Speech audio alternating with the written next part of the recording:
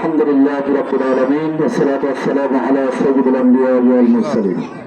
ত্রয়োদশ জাতীয় সংসদ নির্বাচনে গাজীপুর ৩ আসনে ডক্টর রফিকুল ইসলাম বাচ্চু সাহেবের জন্য আজকে এই অনুষ্ঠানে উপস্থিত সম্মানিত সভাপতি, জুনিয়র এবং বিএনপির অঙ্গ সহযোগী সংগঠনের নেতৃবৃন্দ, আজকে আমরা এই জায়গায় একত্রিত হয়েছি বাচ্চু ভাইয়ের জন্য ভোট এবং দোয়া চাওয়ার জন্য। আজকে আমাদেরকে একটা জিনিস বুঝতে হবে, আমরা কেন বাচ্চু ভাইকে ভোট দিব, কেন আমরা বাচ্চু ভাইকে ভোট দিয়ে জয়যুক্ত করব। বাচ্চু ভাই আমাদের এই এলাকার লোক, উনি বলেছেন উনি সংসদ নির্বাচিত হলে এলাকার মধ্যে কোনো সন্ত্রাস থাকবে না, কোনো মাদক ব্যবসায়ী থাকবে না, উনি সন্ত্রাস মুক্ত, চাঁদাবাজ মুক্ত, মাদক মুক্ত একটি শ্রীচর্চা। আজকে আপনাদেরকে আরেকটি কথা বলতে চাই, আজকে যারা আমাদেরকে আমাদেরকে ভোট না দেন তাহলে আপনাদের ঈমান থাকবে না, যদি আমাদেরকে ভোট দেন তাহলে আপনারা জান্নাতে যাবে। এমন কথাও বলতেছে, বিড়ির মধ্যে সিগারেটের মধ্যে সুদ টান দিয়ে ভোট কেন্দ্রে যাবেন, ভোট দিবেন, ওই ভোট দেওয়ার মাধ্যমে আপনি ভোটের মাধ্যমে জান্নাতে চলে যাবেন। নাউজুবিল্লাহ।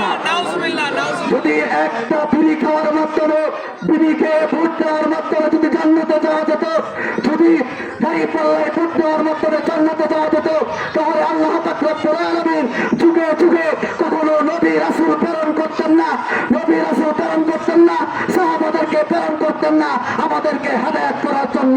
৫ ওয়াক্ত নামাজ আমাদের উপর ফরজ করতেন না, বলে দিতেন অমুক নেতাকে ভোট দিবে, বিনা হিসেবে জান্নাতে চলে যাবে, তাহলে আর কোনো নামাজ রোজার দরকার ছিল না।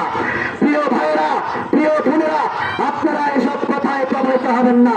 আরেকটি কথা বাড়ি বাড়ি গিয়ে বলে কি চাই, যদি আপনারা আমাদেরকে ভোট দেন, আপনারা ধানের শীষ দেখেছেন, আপনারা নৌকা দেখেছেন, আপনারা লাঙল দেখেছেন, একবার আমাদেরকে দেখেন।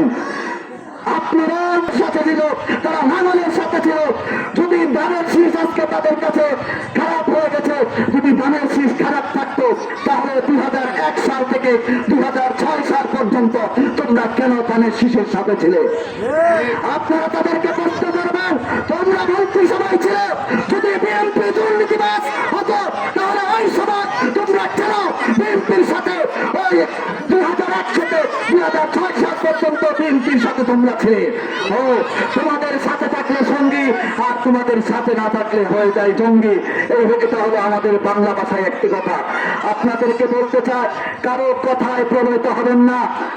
দেখা যায় আমরা অনেকেই ইসলামের দোহাই দিয়ে, ইসলামের দোহাই দিয়ে কখনো রাজনীতি করা যায় না। আজকে তারা বলে আমরা ইসলামী দল, 11 দল, আমাদের সাথে ইসলামী দল আছে। আমরা বলতে চাই বিএনপির সাথে জমিয়ত আছে, জমিয়ত ইসলামের জন্য ঘুরছে, ভুয়া আছে।